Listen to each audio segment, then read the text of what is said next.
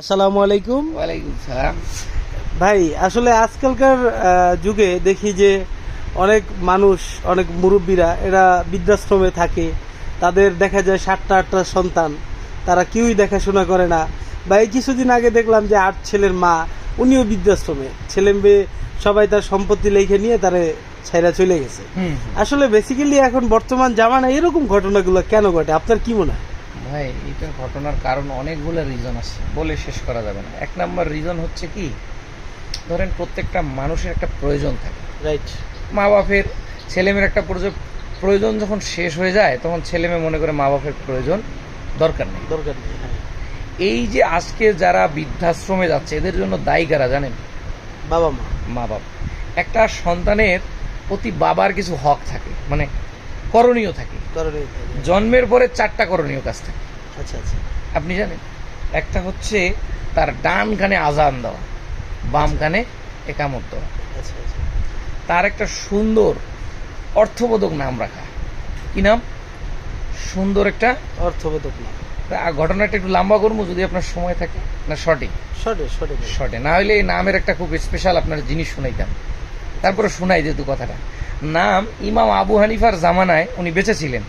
তো এক লোক, এক শিয়া গোষ্ঠীর লোক, তো একজন আবু বক্কর, একটা ওমর, 2টা ঘোড়া পালতেন নাম রাইখা। মানে এটা অপমান করার জন্য 2 খলিফারে। তো প্রতিদিন ইমাম আবু হানিফার কাছে ওই লোক আইসা বলে যে এইরকম এরকম, তা উনি কিছু বলতেন না। হঠাৎ একদিন খবর নিয়ে এসছে যে হজরত, ওই যে লোকটা 2টা ঘোড়া পালতো, ওমর আর আবু বক্কর, তো এক ঘোড়া একদিন লাথি মেরে মাইরা ফেলাইছে। তা ইমাম আবু হানিফা রহমতুল্লাহ আলাইহি বলতেছে, তুমি খবর নিয়ে দেখো যে ঘোড়াটা লাথি মারছে সেটা ওমর। কয় হজরত আপনি কেমনে বুঝলেন? কয় যাও তুমি খবর নিয়ে দেখো। গিয়ে দেখে ঠিকই যে ঘোড়াটা লাথি মারছে সেটা ওমর। ওইটার নাম ওমর রাখছিল। ওমর, হ্যাঁ। তা বললো যে হজরত এটা কেমন? নামের একটা তাসির হয়।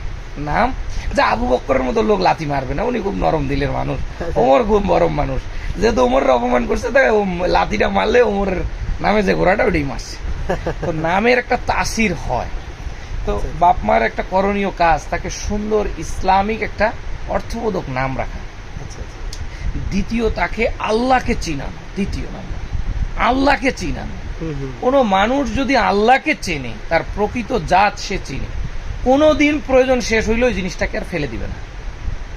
কারণ মা বাপের যে প্রয়োজন শেষ হওয়ার পরে আমি আল্লাহর ভয় থাকলে যে আল্লাহ আমাকে পানিশমেন্ট দিবে, এই ভয়টা যদি তার থাকে, তাহলে সে মা বাপরে যে কোথায় রাখবে সে তো নিজেও জানে না। রাইট।